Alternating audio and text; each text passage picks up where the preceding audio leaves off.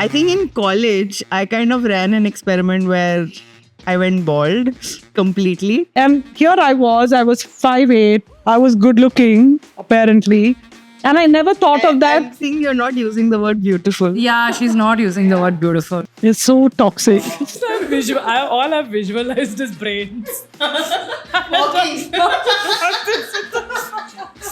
No nose, like some nose is flown off.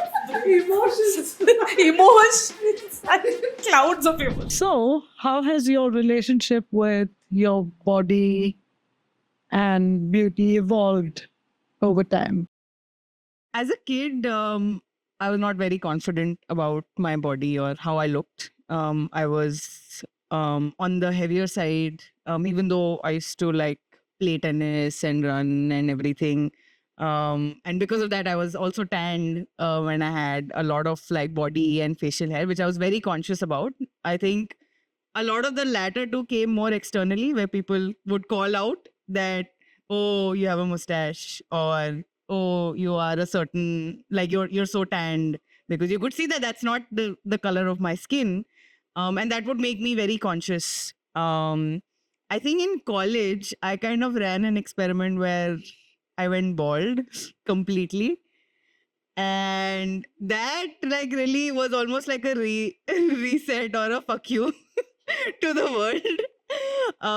And it was a lot of fun.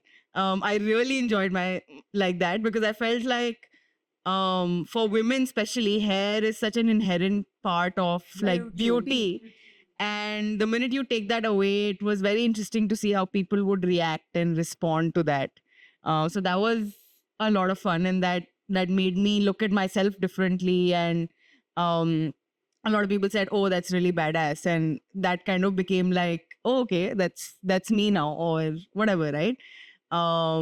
And pandemic again like gained a lot of weight, so that caused a lot of like I still remember this one day. I don't know why I climbed onto the weighing scale, because you don't really see changes in your body every day, right? If you're seeing yourself every day, you don't really. And I remember getting onto the scale and I was just like, oh my God, like, is What's this that number? Yeah, what is that number? And I said, this has to like change. So really, even though I was still physically active even then, like that clearly wasn't working. So changed my diet, and that really caused a lot of changes that have now in different shapes or forms still sustained. And I know that kind of works for me and my own body. So it's been like, from something that I did not understand or did not feel comfortable in, to now, like so many years later. And I think the last 3 years, I really feel a lot more comfortable in my body. I feel like what I think I look like and what I actually look like is the closest that it's been. Right. So this idea of like how you look at yourself versus how you actually look in the mirror, I think that difference became like very little more in the last 3 years than it has been ever before in my life. And I feel like something like carrying short hair. I've had this for a really long time and I keep going kind of shuffling between. But I feel like myself. I don't feel like myself with like longer hair now. And maybe that'll change, right? And maybe in 5 years that I'll feel different about it. But at least right now I'm pretty happy. That's what I meant when I spoke about body, having a body image in mind and achieving that. It helps with you aligning your identity. Big time.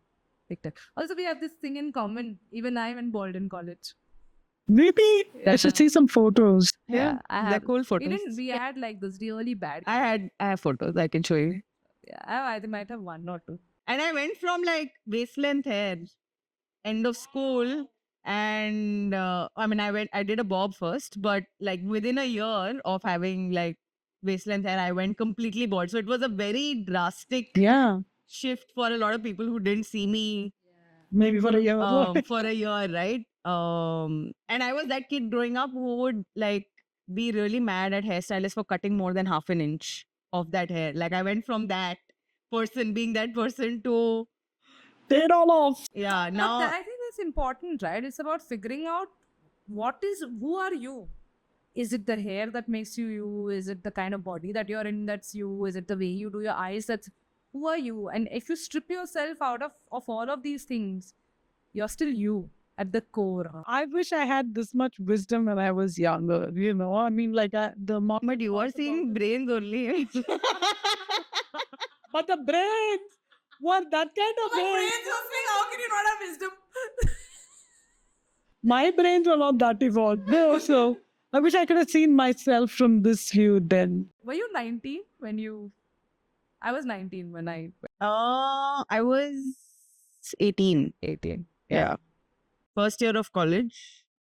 It was a Feb, and it was it's a very funny story actually. So I had been wanting to do this for a really long time, wanting to go bald, and my parents didn't take me seriously. Nobody around me took me very seriously till one day I said, okay, I'm going now. Tomorrow I'm going to do this. So nobody said anything to me. They were like, okay, fine. If you want to do it, go ahead, whatever. I went, and my college was in a village outside of Pune, and we went to this very conventional beauty parlor because there was no looks or whatever, right? And we told this lady ki I want to go completely bald, and I went with my roommate at that time, and this lady is like shell shocked, okay, and I was just like, what happened? She said, she called her husband. She said, there's a girl here who's saying that she wants to go bald. I'm very scared. I was just like, why are you scared? So she did this. Then I had like shoulder length hair till then. So she cut a little bit. And then she said, itne mein hi aap ruk jao. Koi baat nahi hai. Ye acha lag raha hai. And like she really tried to like hard sell a bob, like a pixie to me at that time. I said, no, please like remove everything. And she was like, she really tried to talk me out of it, talk to her husband. She was feeling very nervous in this whole process. And me and my friend are just like giggling throughout, ki, like, why is this woman like feeling so strongly about it? But it really, like, this whole idea of like how you look and hair, especially for women, it made it seem like that was such a big deal. And I think nobody in my college so much was blinked an eye as much as that lady did, or in my family also, that this has happened.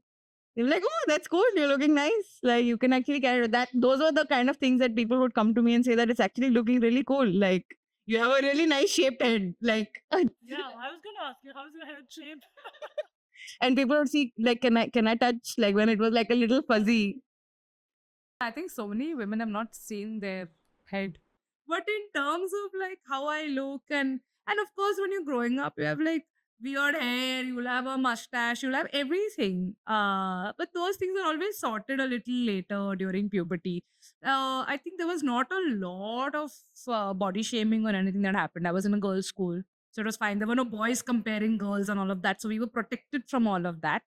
But there were, of course, girls saying, oh, I'm Yeah. prettier than you, and you're not pretty like me, and all of that, which I think was okay. But that's the beauty part, right? The body part, I was very happy with my body. I used to love my body so much.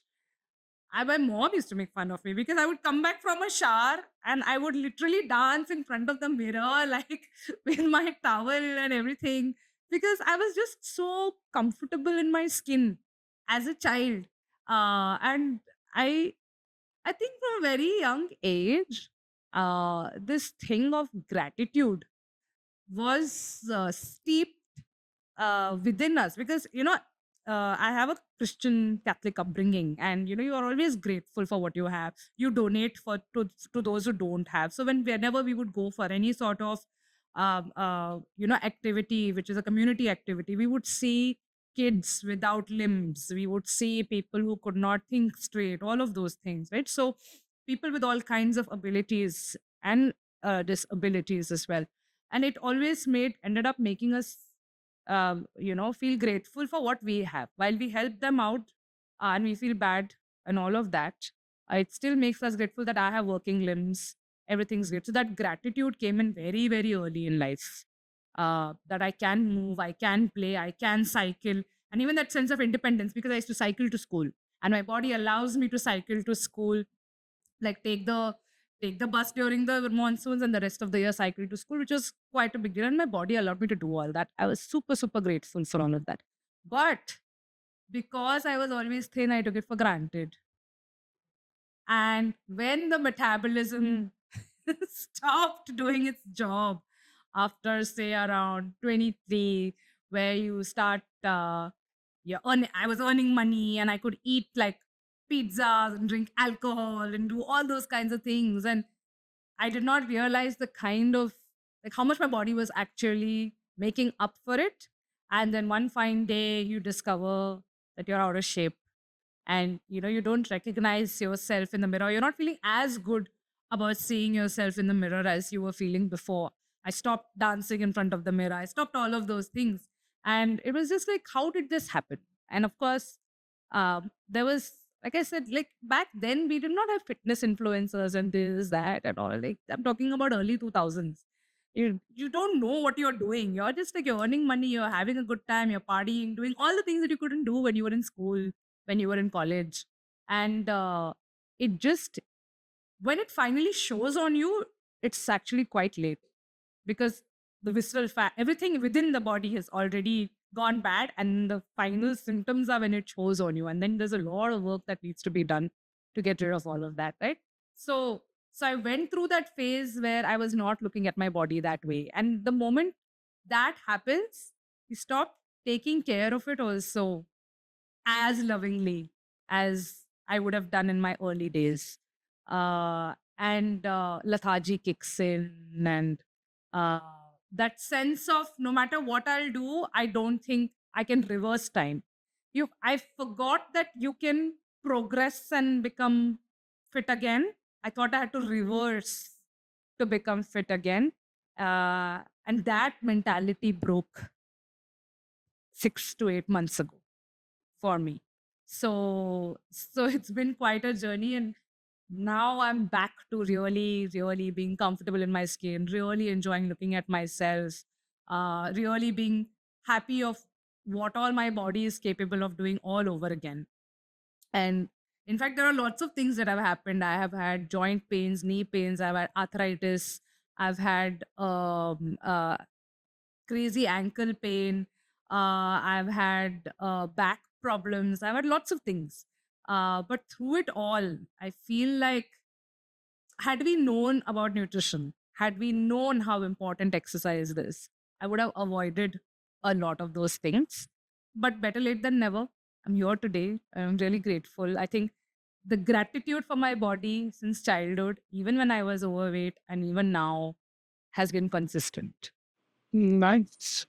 So I think for me, it was quite a reverse journey. When I was young, I was a tomboy, like massive tomboy, always playing outside. Plus, I was dancing. So dance, as I discovered later on, was a complete exercise. You just every single muscle is taken care of, and it was a very traditional way of making sure girls were active. You know, and I've always been grateful that I've been in girls' schools, because then football team girls, hockey team girls, you have to play the games. And so in a girls' school, those are all like huge pluses. But my relationship with my body was complex. I come from a tam, bram, sort of cloistered upbringing, right? Um, and all my reading was all these Victorian, British, fully, sort of up to here, dressed up women and all of that. So I didn't want to look at my body. I didn't want to admit that I was female in some way, right? I didn't want to. You don't admit that there are body parts, and you don't admit that you've gone through puberty. And I used to bathe with my petticoats on. It's like it was that kind of background. And something changed in like 10th, 11th, 12th standard. And I was like, wait, what am I doing? This is so stupid, right? And you get, it's not like I was, way overweight, or, or way, or I had any reason to not to feel. It wasn't like I had health issues, nothing. It was just that I was ashamed of being female in some way. And It's I very think surprising it's very when weird, you're right? telling me this, Yeah. because I am still a tomboy, right? The way I am. I mean, I'm not the typical female, and you have so much grace and poise, and you are the one of my most feminine friends. But to say that you were not ready to accept, I was not. And then I had to actually rethink the way I dressed, the way I walked, the way I thought I always had long hair, of course, but that didn't change who I was inside my head, you know. So then it took all of that to really say, I like this body of mine and I'm comfortable in it. Till I think I was 18 or 19, I used to wear sacks for clothes. It was also a thing, all of us through the 90s, all my friends, we all wore oversized t shirts till our knees almost just to hide who we were. Just nothing. And I think I still remember I wore my first crop top when I was 18 or something like that. And I was like, oh, wait, this is nice. Why not? Right. And I think it's evolved to a point where I'm very comfortable with the body format, right? Like I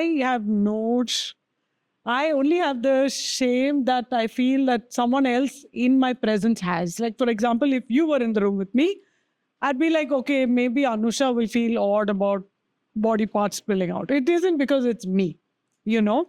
If you were to change or whatever, or to even talk about it, I actually have no qualms about it anymore. It's gone the other way. But I've come back to having I am now grappling with menopause. Yeah, so I think over time, though now my fight with my body is different, I am very conscious of weight gain during menopause. What used to take me 2 weeks to lose now takes 4 months, and it's like a fight. I look at food and I'm inhaling weight, which for me is like a huge deal because I've never faced it before in my life. I've always had slow weight gain, slow weight loss. And it's been a tricky couple of years. And of course, all the other things with menopause is sweating. But I'm also reveling in the fact that my skin is the clearest it's been, right side. Yeah. yeah, There's a silver lining. the outside, right? So I think it's a solid 7.5 on 10, the fight with the body. So it's okay. I say my blessings like you do. I thank the Lord that I'm able to walk, I'm able to run, I'm able to work out at the gym, for which I'm grateful every single day. And I'm like, all right, this is not bad at 50. So I think all three of us love working out. it has been my savior, Yeah. really, discovering the gym has been, I would be a horrible person if I didn't work out. yeah. I am a horrible person to myself. Yeah, to myself and to others also. I'd be grumpy as all hell if I. And I get so anxious. Like it's this. What I have noticed is that if I am going consistently to the gym, especially if I'm doing weight train, then what happens is you give me a 3-day deadline to finish something, and I'll be like, "हाँ हो जाएगा, क्या ये हुआ तो हुआ नहीं हुआ तो नहीं हुआ." But if I'm not going to the gym and you give me a 3-day deadline for say any work that has to be done, I'll be like, how will I do it? Will that happen? The anxiousness. The anxiety kicks in.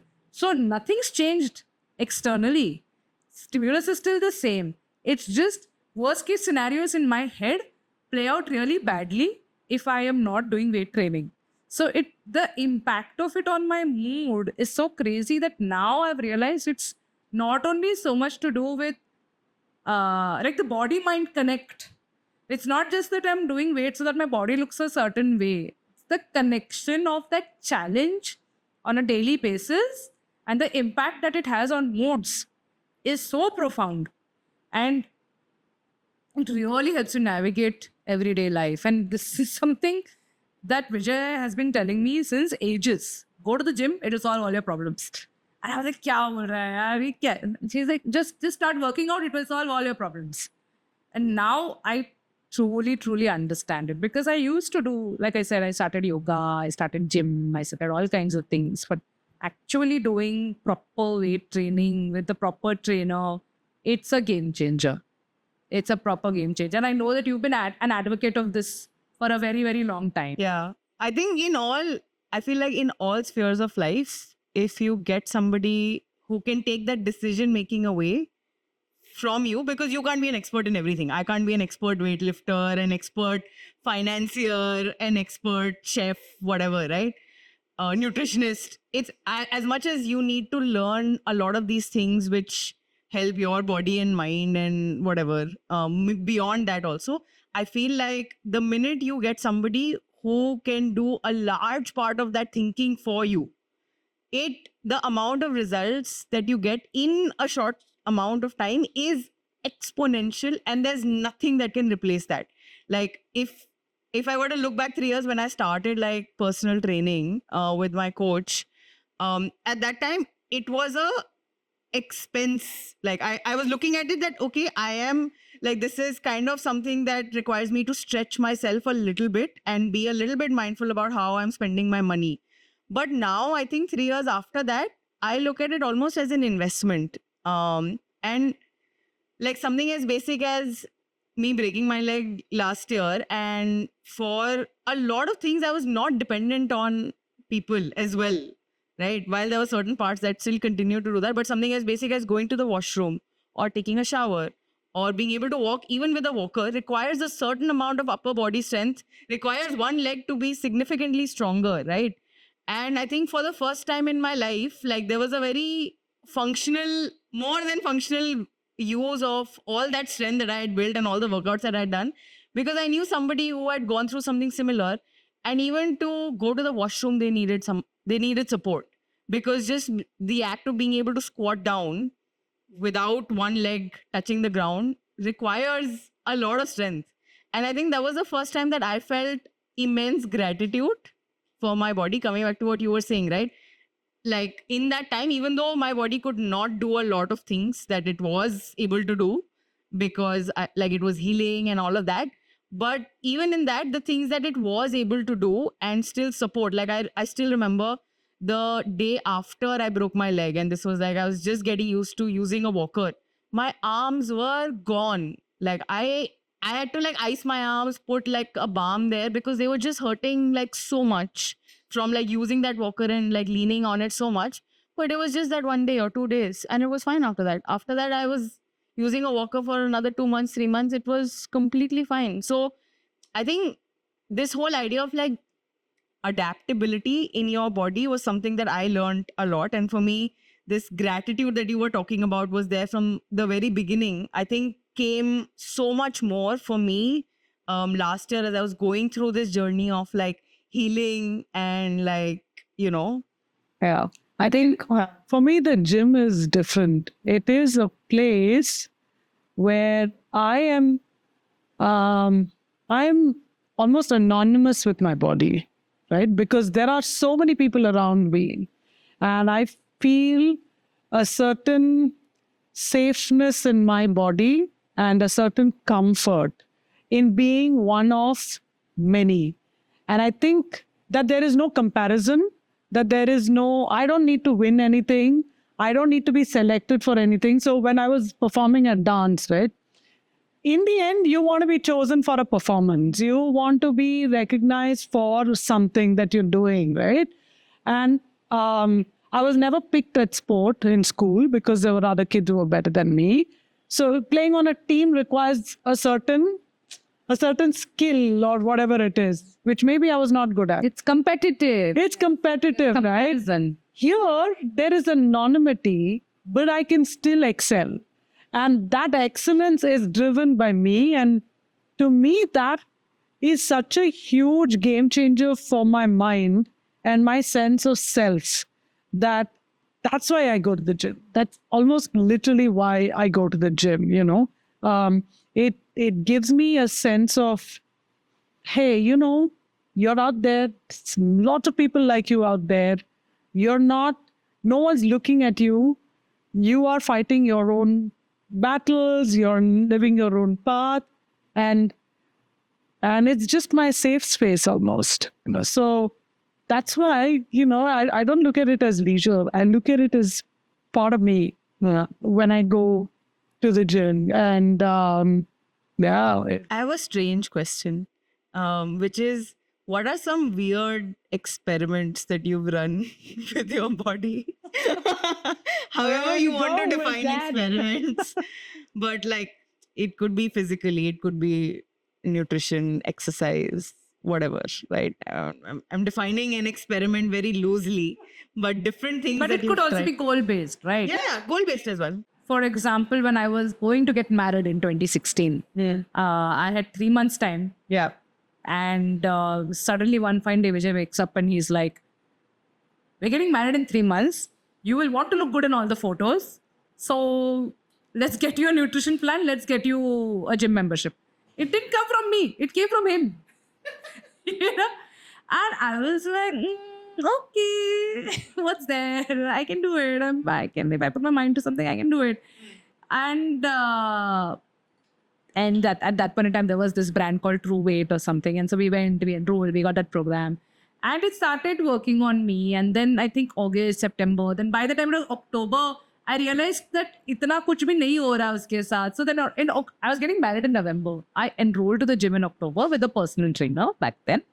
And I was, it was just a regular gym, but it was right opposite my office. Like I can see my gym when I'm sitting and working, that kind of place. I was like, convenience is number one, So I joined there, and in 1 month, my body changed. It just changed. I was looking different in the pictures. I had lost weight. I had also gained a shape and all of that.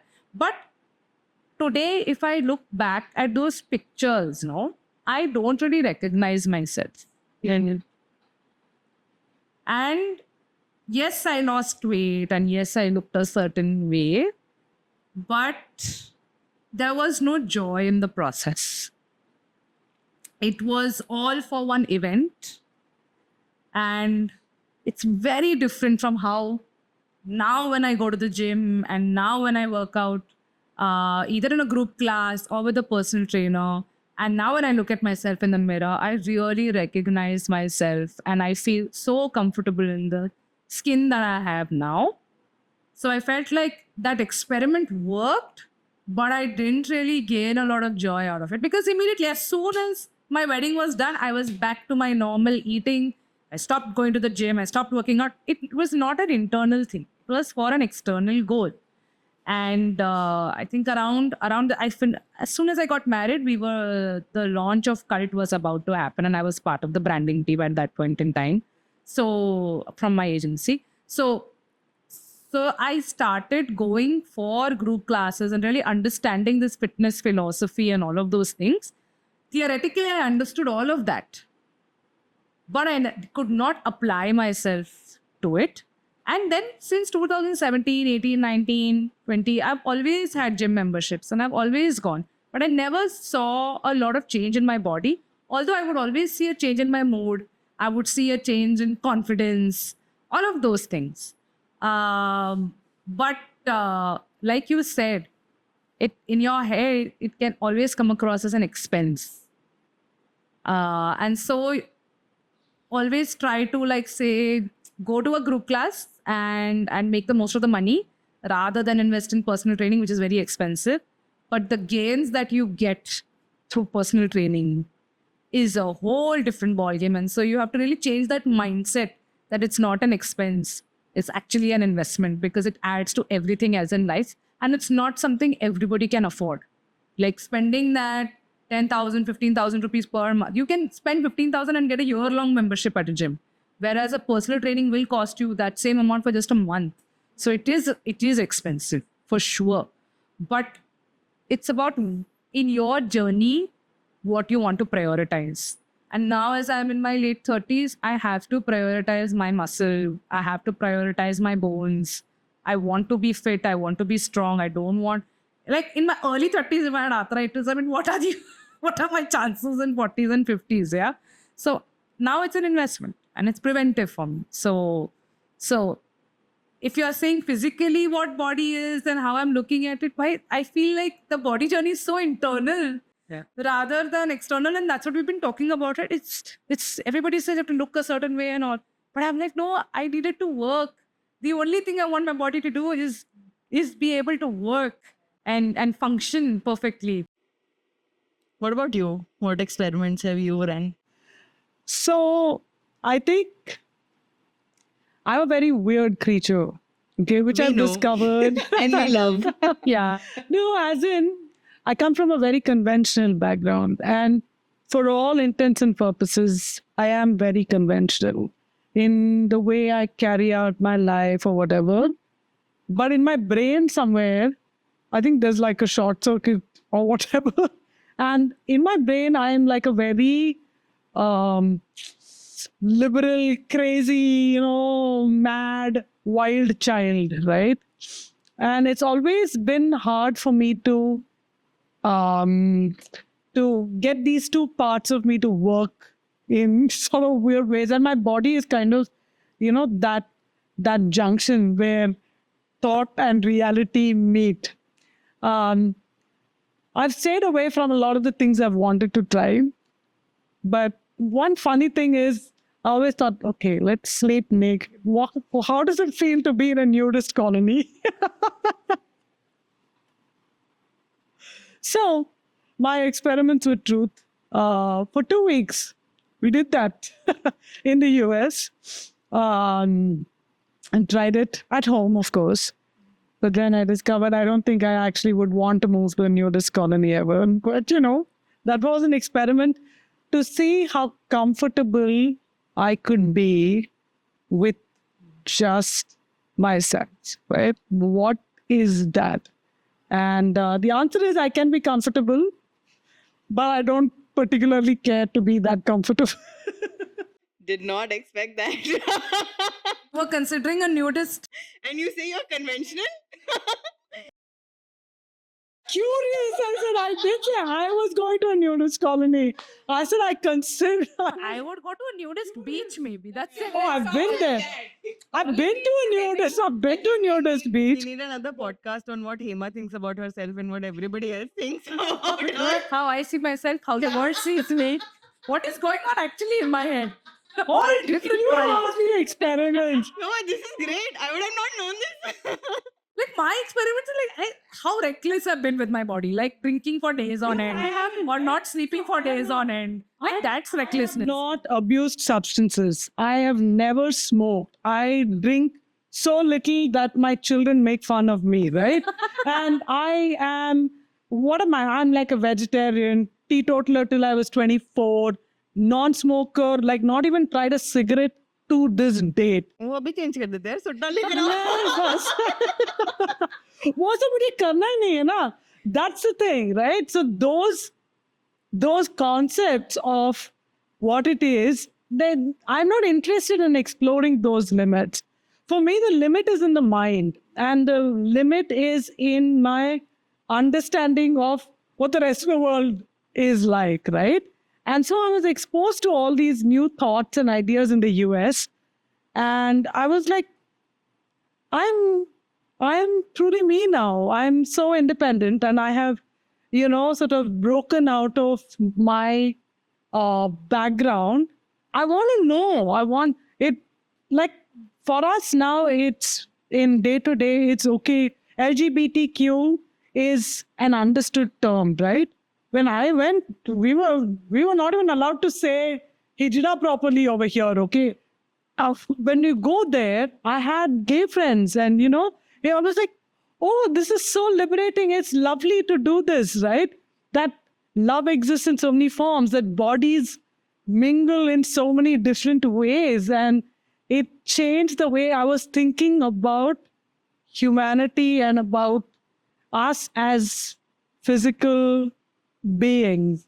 And I think that this was sort of part of that long, long ago, an experiment with, how do they manage? And that's how they manage. I expected body conversation to be so much about body image, but I think we've gone so meta right now. This is body image. This is total body image. I mean, so I went to this beach in Australia. It takes a lot of courage and comfort Yeah. to say it's okay to go out there. Yeah, I wore a bikini for the first time last year, and I thought that was very liberating. It was something that I always wanted to do, but I never felt See, I still haven't comfortable worn, enough I still to haven't be worn a able to bikini. do that. And it felt great. Yeah. Like to like walk on a beach on a two-piece bikini and be like, fuck the world.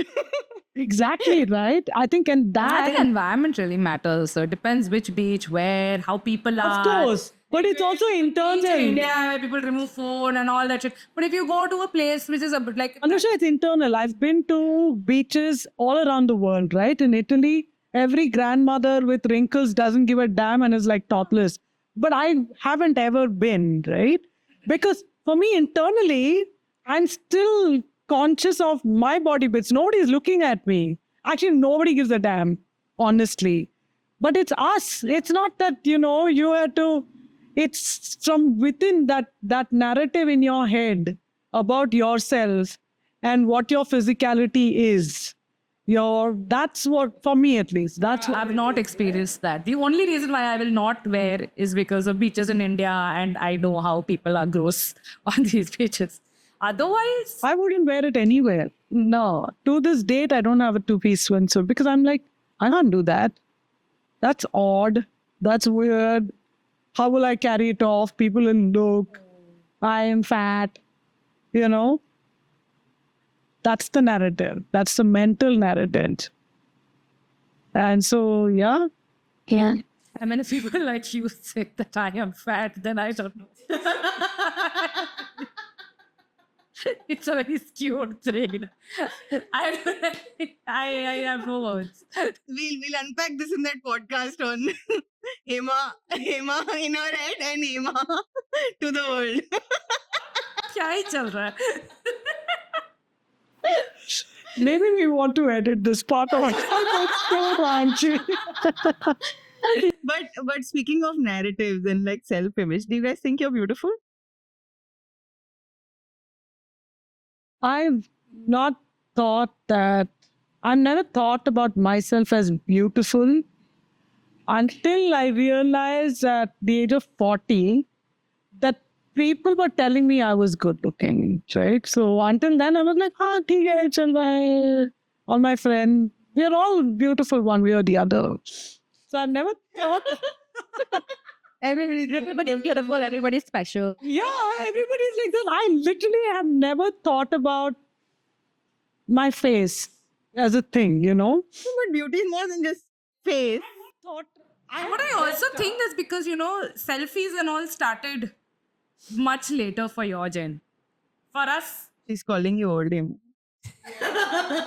what else, Anusha? Thank you. But sure. no, but we at least my generation, millennials, we started judging ourselves so much earlier on our face, on our looks, because everybody's posting selfies all the time. We had aunties who were judging us on our face and on. It was like really not fun. But for us, no, we knew which angle. This angle works, that angle works. So I think I guess what you're trying to say is like self-awareness is higher for the generations after us. But I think in our generation also, we had self-awareness. I mean, there were enough of my dance class friends, for example. My dance class was full of gorgeous women, okay? They were all doing modeling assignments and this and that. And here I was 5'8", I was good looking, apparently. And I never thought of that. I'm seeing you're not using the word beautiful. Yeah, she's not using the word beautiful. Good looking, yes. I'll talk about one story, but you finish first. Yeah. I never thought that I was good enough to go modeling or, I never thought about it. But I don't think that is the definition of beautiful. Yeah. I didn't. So that is the external definition of beautiful, right? Like sort of mirror beautiful, right? Internal beauty. No, I'm not saying the internal beauty also. With the body and beauty ho raha hai, everything. Superficial, upper se. Let's unpack that. Or anything special. Do you think you're beautiful now? I think I'm, yeah, maybe. Say the words. Yeah, maybe. No, she doesn't think. That's okay. She thinks. She's just not saying it. No, I can't. I don't think she so. thinks. Yeah, I don't think. I don't think she thinks. I don't think that way. I think I'm beautiful. Just say that. Affirm it to yourself. every day for the next 1 month. You have to send us a video. I am beautiful. Yeah. Like I look in the mirror every day, and it did change even when I was overweight. I would look in the mirror and I'd be like, oh yeah, gorgeous. Still got it. Yeah. You got it. Still got it. It's okay. The cheeks are all covered. Still, it's nice. Perfect ears. Perfect nose. As far as the picture. It's nothing against people who have that, but like, I don't know why. I'm delulu like that. It's like, I'm my favorite. I always be thinking, wow, very nice. Perfect liner. Looks good. Superb. Nice. Yes, this lipstick, gorgeous. I think having that level of delusion is It's healthy. very Very healthy. Yeah. I think so. Yeah. Yeah, I also, maybe not all the time, but I do look at the mirror and be like, there is a bit of vanity that's there. Yeah. I'm ashamed of that. I'm not at all ashamed of that vanity. Vanity, yeah, but maybe I'm ashamed of it. Not ashamed of it. I think I came to it very late. So I came to it with baggage. I love it because for me it's part of affirmations. And look in the mirror and tell yourself, I love you. So, doing that, looking at myself in the mirror and saying that you're amazing, you've been through so much, you're still here, you're still showing up, and you look great, and you lift people up, you can say nice things, you're using your energy for good, and that's what makes you beautiful, that's what makes you powerful, and yeah, you look gorgeous. I do that in the mirror to myself, and I feel it, and there's no shame in admitting it. I feel it and I say it to myself, and I'm grateful that I feel it, because otherwise it's very easy. And while I say that for my face, I might not say that for the rest of my body. When I look at the rest of my body, I will pick faults with it. I will say, okay, little fat here. Oh, I have to lose this fat. Oh, this is there. Oh, work in progress. Oh, yeah, my neck is got. I will go into all those details. But when it comes to my face, I don't know what. Whether it's that my face has a different energy, that it's more about an eye contact that I have with myself. That's a different feeling altogether. Yeah, I'm more critical of my body than of my face. So, it's a slightly weird question. How does the sense of body and beauty affect your interactions with others? Right? Or does it at all? I think it does. And I mean, the first thing that came to my mind when you asked this question was when I was in school, I was not comfortable in my skin or in my body, right? And like I was slightly overweight, I was tanned, even though I didn't mind being tanned, or like there was a lot of facial hair. And that was something that a lot of people around me said more than like me feeling it very intrinsically. And I feel like I was also an introvert at that time, and there is some connection over there, right? Which is the fact that I was not very comfortable in my own skin. That kind of also affected how I interacted with others. And the more comfortable I became in my own body, in like how I was, to a certain degree, what my identity also was, as I discovered more of that and became more comfortable with that, I think I also became a lot more confident externally while like talking to people. So that was like kind of one thing that came to my mind when you asked that question. Yeah, I think for me, body and posture. We keep talking about body language and having a very open body language, right? Where you're welcoming and you're kind and you're thoughtful and all of those things. And then there's the ways in which you stand, which show that you're welcoming to people, and or you sit like this and you're shutting yourself off. All of those things are there. So body does play a role in how we are reacting to situations. It's a language of its own, and how you also address a situation. So I feel that when I am when I know my subject, I am very confident about what I'm going to talk about. If I have to make a presentation and I know what I have to make a presentation, regardless of what my body is, I'm very confident and I can speak about it. But when you don't know that, when you're navigating social scenarios, for example, where there is no presentation. You know how to make people feel, you know how to be kind, you know how to be warm, you know, all of those things. But just the posture with which you stand, the way with which you talk, how you hold your drink, all of those things start changing when you start feeling that, you know, you have that energy in your body. And that is, I think that is also infectious. So, for example, like what is a hot body? Okay, for somebody, they might ask, right? For someone, it might be being slender, like Deepika Padukone. For somebody, it might be being muscular, like the Amazonian women that you would see, or the warrior women that you would see in Black Panther, right? I mean, there is no one way of being hot, or there's no one way of being fit. Everybody's fit, everybody is hot in their own way. Like, so it cannot be that somebody else finds me hot and therefore I feel like this. It is always that I find myself fit, I find myself hot, I find myself sexy, and that's how I will put myself to the world. You will see people who are so enduring and so amazing and bring such wonderful energy, and they will not look conventionally a certain body type, but their energy is infectious, and they bring that level of enthusiasm into everything that they do. And I feel that is a lot more important than how others perceive you versus how you perceive yourself. So yes, your body does make a lot of difference, but I feel it's more about the energy that's running in your body that makes a lot of difference than the way your body can look. There has been, when I was 24 and I was broke and I didn't have any money, that's what broke means. I could only afford one meal a day. My hair had grown long because I could not afford a haircut.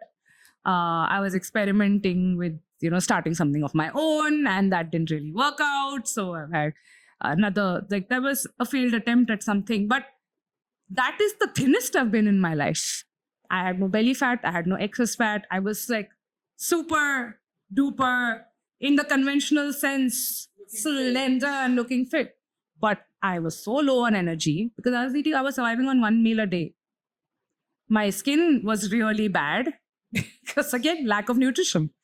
And my hair was long but also falling off because of lack of nutrition. So how much can I bring to the table when there is not that much energy in my body, right? So that's where I feel that that's how we interact with others changes based on the energy that's going on in our body rather than the shape of the body. So, you know, I'm going to flip the question a little bit, right?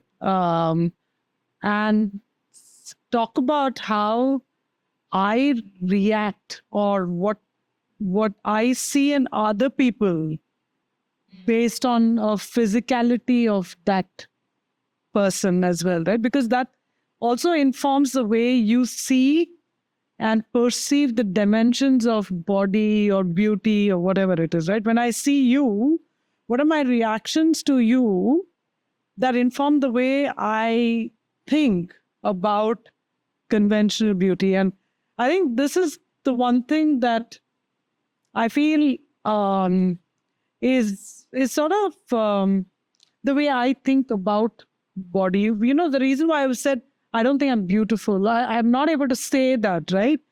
I think it's because I think of it as disembodied. When I see people, if I were to draw this out as a cartoon or an animation or something, I would only see brains and I would only see emotions around those people. I don't actually see nose, face, body. Liking where this is going. This is Hema's podcast. This episode is dedicated to Hema. I feel like Hema has reached some next level of nirvana where she's not seeing faces, she's only seeing brains.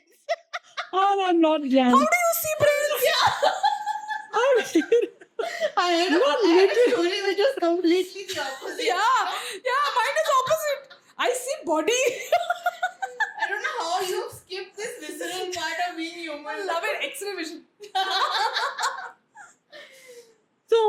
that's what it is. I don't actually react unless there's like some very obvious physical. It's not like I don't notice it, right?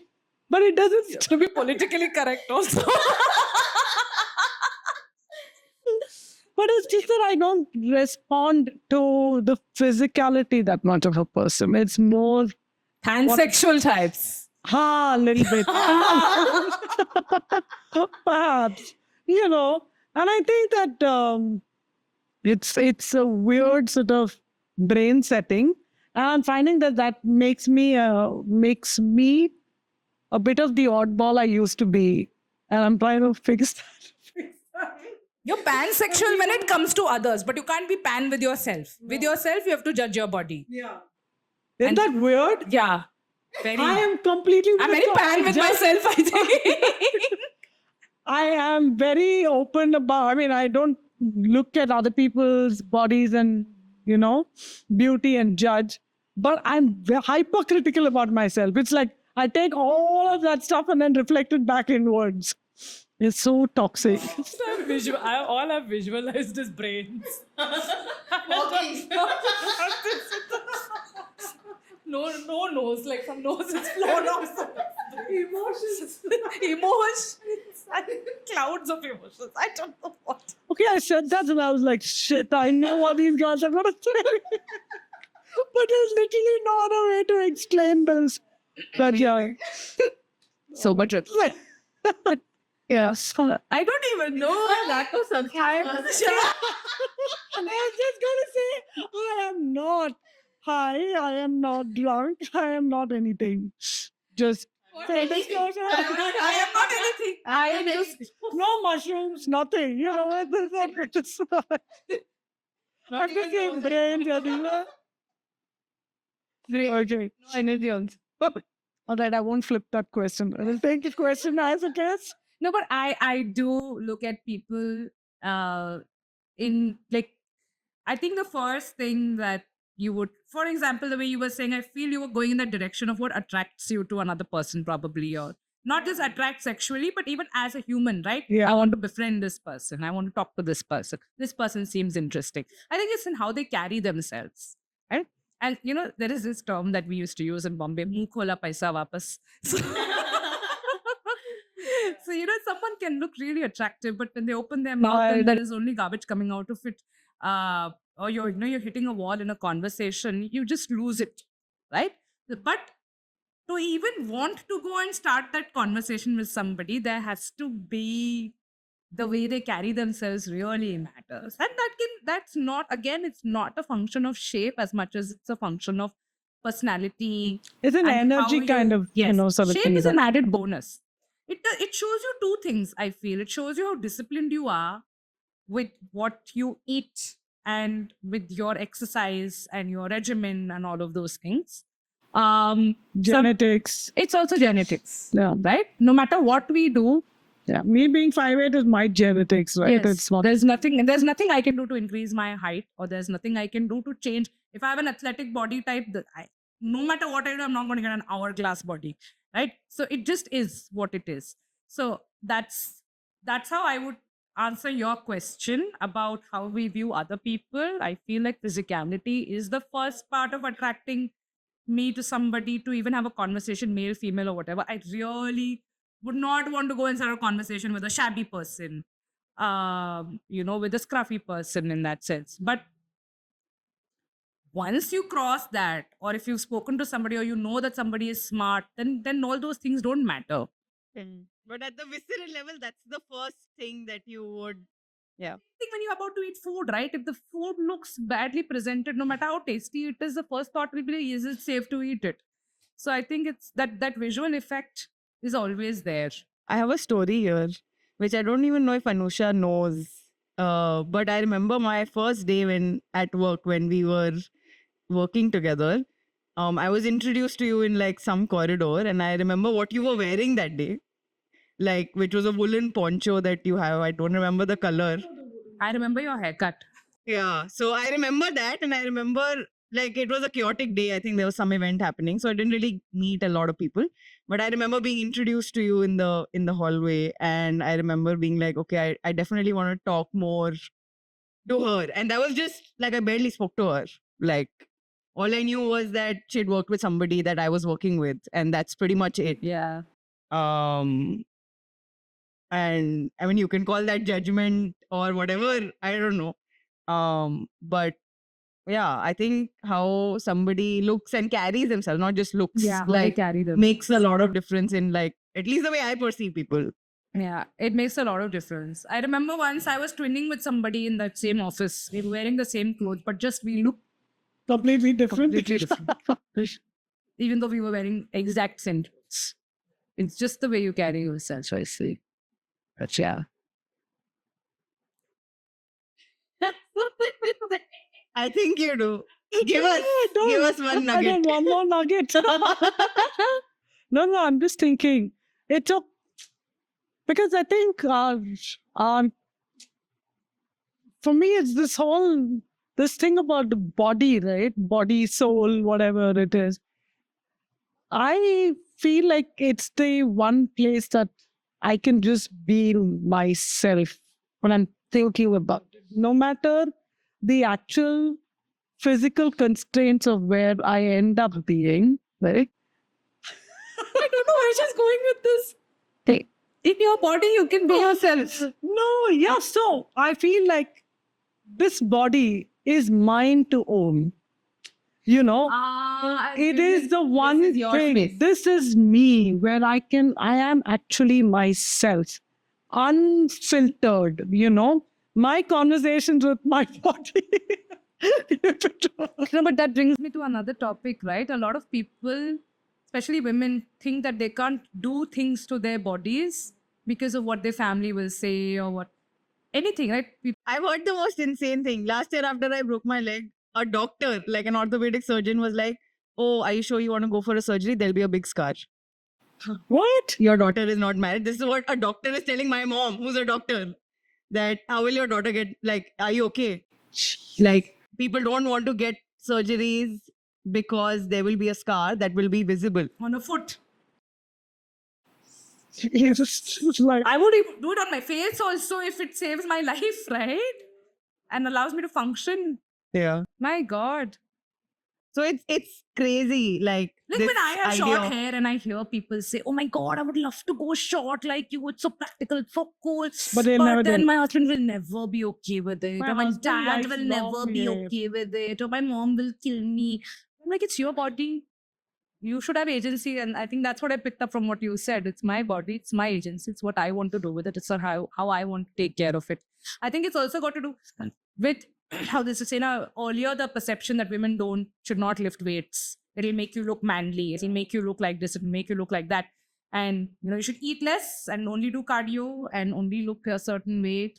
I think that's also changing a lot now. The way we are looking at women in different spheres and how we carry ourselves, and that's like I would not relate to the pretty petite heroines that we would see in movies. I would relate to a Trinity in Matrix, or to Furiosa in Mad Max, or to the warriors in Black Panther, or to G.I. Jane.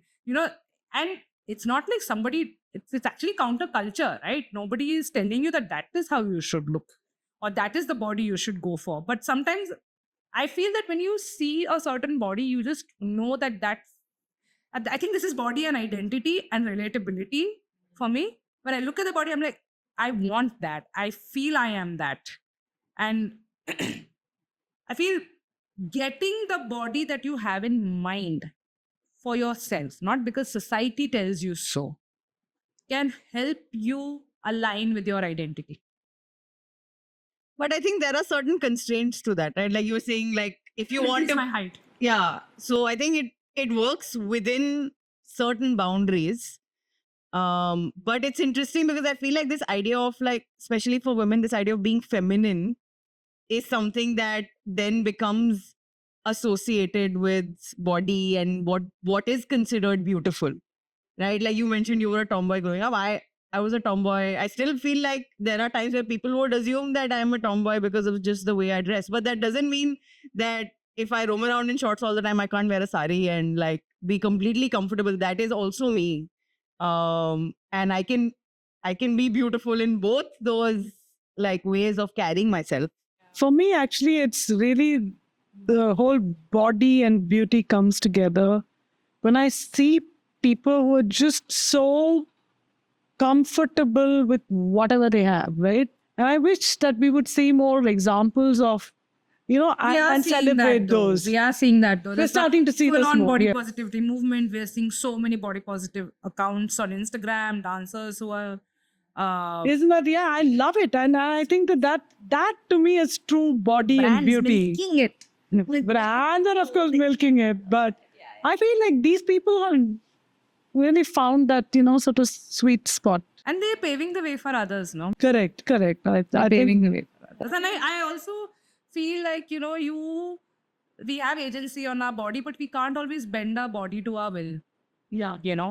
I will not always be perfect in taking care of my body, and my body will not always be perfect in taking care of me. Going back to that trekking example, right? Like I wanted to trek like as if I'm some mountain goat, but I was lagging behind, and that was my body not being able to catch up with what was in my brain. But it was also I who hadn't fed it the right nutrition or done the right kind of training to do that, right? So it's symbiotic. I take care of my body takes care of him, but neither are perfect. But it's also a relationship that you kind of nurture, right? I almost feel like you're like, okay, I've gone to the gym now for 1 month. Why is this not happening, right? We almost put a timeline to how quickly our body needs to respond to something, Show results. right? And make it visible. And I think that kind of starts our like inherent struggle with our bodies, right? Because we assume that it will take this much amount of time, or I'm putting in like 1 hour every day for like 2 weeks. Why is the scale not moving? Or like, and I think that we're all very harsh on ourselves and our bodies for like passing that judgment of time. And then on another extreme scenario, last year when it came to like my injury, for example, I had a friend who had gone through something similar, and he was like, "Don't put a timeline to when you will be able to walk again. Don't put a timeline; it will kill you." It's very hard though, no? It's very hard, but I think that's the best piece of advice I got throughout like that time, because it was just so painful. Like all I could do was just do the work. Yeah. Right? I can just show up. That's the most I can do, and I can't expect. And everybody would keep asking me, like my watchman in this building after I moved back, every day would ask me, "Aapka pair theek ho gaya? Aapka pair theek ho gaya?" And I know it's coming from a place of concern, but to me, I'm hearing that okay, You're not yet there. I'm still not there. I'm still not there, right? And I think that also, like, not just to yourself, but also when people start questioning that to you, or like, hey, you're going to the gym, it doesn't seem to show, like, or stuff like that, right? I hate that. It also sets these very unreasonable Shock expectations. that people are like, oh, you do gym, man. Good. Yeah, it's okay. One last question before we wind up. How do you think about how much you spend or what you spend and what you put on your body to be beautiful, right? What is the extent? That's a good question. So I'll tell you what changed my perception. What was your perception for it to change? Vanity, so my mom never put makeup or these. We have different skin. She has oily skin. She doesn't need moisturizer. I have dry skin. If I don't use moisturizer, my face peels. Like literally, I look like wool. Okay. So I had to figure out. I've never seen my mom stand in front of the mirror, deck herself up. A lot of girls, they pick it up from the women in their families. I never got to do that. I learned it on my own, and then I learned through YouTube and all of those things. But I feel that looking at like putting on makeup became less about looking beautiful and became more about who do I want to be today? Do I want to be this? Do I want to do a long wing, like a winged liner, because I want to look like a badass? Or do I want to do just a little basic so that my face brightens up? So it became more like what I want the outcome to be. That's one thing. So that's about makeup. But in terms of applying creams on body, on skin, how that perception changed was thinking of skin as an organ. When you're in school and you learn about organs, you learn that the skin is an organ, and it is your first defense from so many external diseases. So having a healthy skin, taking care of it, doing the proper oil malish is not vanity. It's not because you just want glowing skin. It's to protect this organ that protects you and keeps you safe and sound.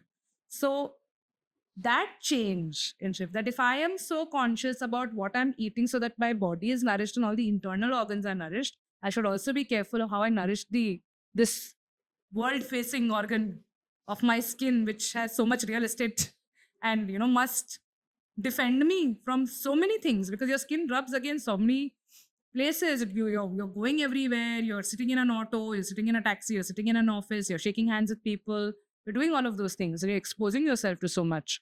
So ensuring that you always have good skin is not just vanity, it's actually good health. And that's how I have changed my perception of skincare.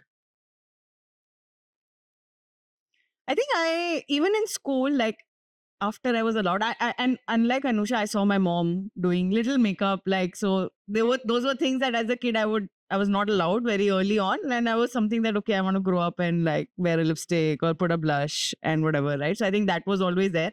Kajal was my first kind of entry point into makeup. And I used to wear like colored kajal in school because nobody like said anything. so like Not like allowed. it was like green someday, it was blue someday, it was like normal black kajal. So I think kajal was something that I always enjoy, and I still continue to enjoy wearing it. There were years when I would just be at home like and still wear kajal as almost like like putting cream in the morning or brushing my teeth. It was like as every day as that for many years. But now I think, yeah, I agree with her. I don't think it makes me beautiful, or I'm not doing it for anybody else. I'm doing it just for myself. Like, I enjoy that. I think in the last year or 2 years, I've also tried to explore different types of makeup and enjoyed that process of like learning what works, what doesn't work. Right. I love bright lips. So if I'm stepping out, I would love a red lipstick or a really bright pink lipstick. And it's just something that like I feel happy about it, and why not? It's a very small price to pay. If, like putting some lipstick makes me feel nice about myself for like that evening. So yeah. What about you, Emma?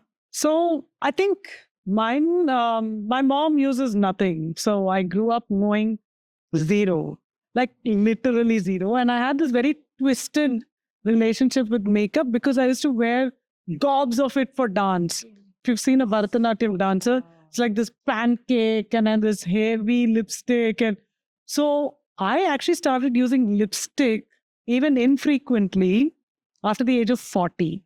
Until then, it used to be lip gloss or a little just some balm or whatever. But I discovered eyeliner in college. I was like, oh, wait, this changes my face. And, I actually like the way I look. And it became almost a part of my personality. And I wear eyeliner almost every day now. And I think that, going back to what you're saying, right, your skin is the most important is a very important part of defending your body from a lot of things. And so I'm not too extravagant with what I wear. I don't normally use foundation and all those sorts of things. But what I do put on my face, I like to buy some quality stuff, even if it's just some 2 things. That's it.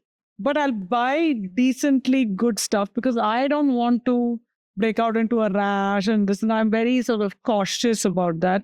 My kids still make fun of me because for a long time I used to tell them, don't wear mascara because your eyelashes will fall out. Oh, you're that kind of parent. No, I was told that. I was told that. And then I So you was like, just passed it on. I didn't pass it on like that. I was like, I don't use mascara that often because I feel like, it'll clog my pores or whatever. I have gotten over it now. Thank you very much. But, yeah, so yes, what can I say? Very twisted. But I love my little things that I do, my eyeliner and all of that, and it's all part of me. And I think the best part is just going back to the mirror and looking at myself and being like, what? It's so good. I think that's it. A little wink. Yeah. Yeah. That's a right. Kindness and self-love. Yes. Yes.